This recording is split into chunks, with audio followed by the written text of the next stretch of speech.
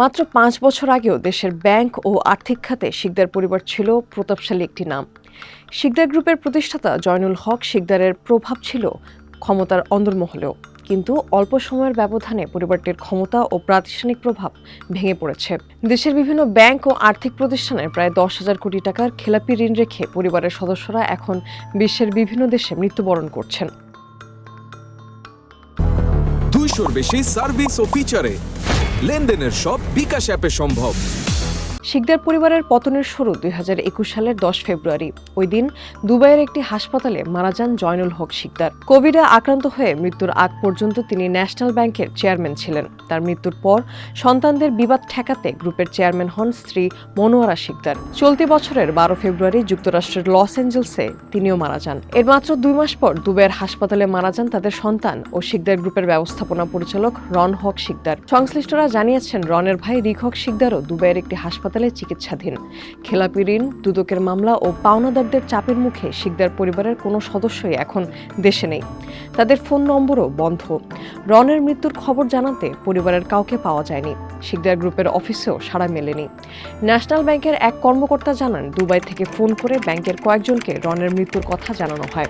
মনোয়ারা শিকদারের মৃত্যুর খবরও তারা পরে জানতে পারেন। মৃত্যুর প্রায় ১.৫ মাস পর তার মরদেহ দেশে এনে নীরবে দাফন করা হয়।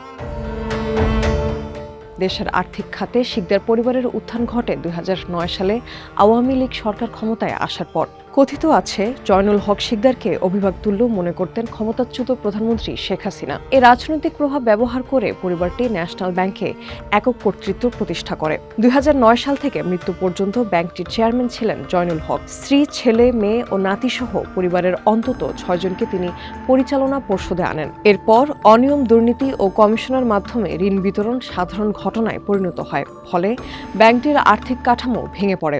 গত বছর খেলাপি ঋণের হার প্রায় ৭৬% পৌঁছায়। ২০২৪ সাল শেষে ক্রমপুঞ্জীভূত লোকসান দাঁড়ায় ৪,৩২৯ কোটি টাকা। ২০২৫ সালেও প্রায় ৩,০০০ কোটি টাকার নিট লোকসান হয়। ব্যাংকটি এখন গ্রাহকদের আমানত ফেরত দিতে ব্যর্থ হয়ে কেন্দ্রীয় ব্যাংকের তারল্য সহায়তায় টিকে থাকার চেষ্টা করছে।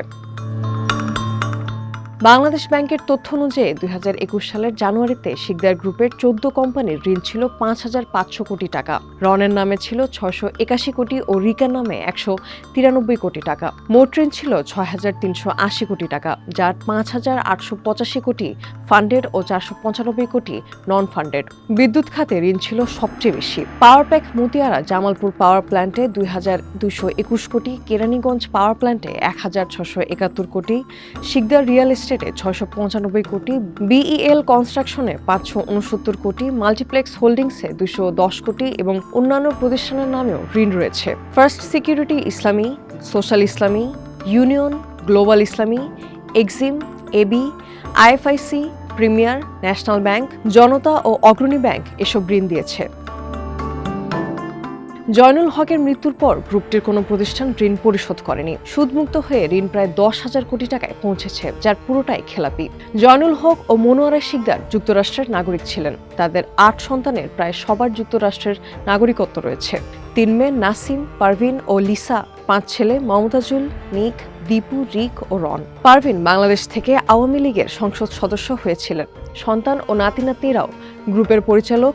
যদিও কেউ দেশে থাকেন না, প্রতিষ্ঠানগুলো প্রায় বন্ধ। রন হক শিকদার ছিলেন পরিবারের সবচেয়ে প্রভাবশালী সদস্য।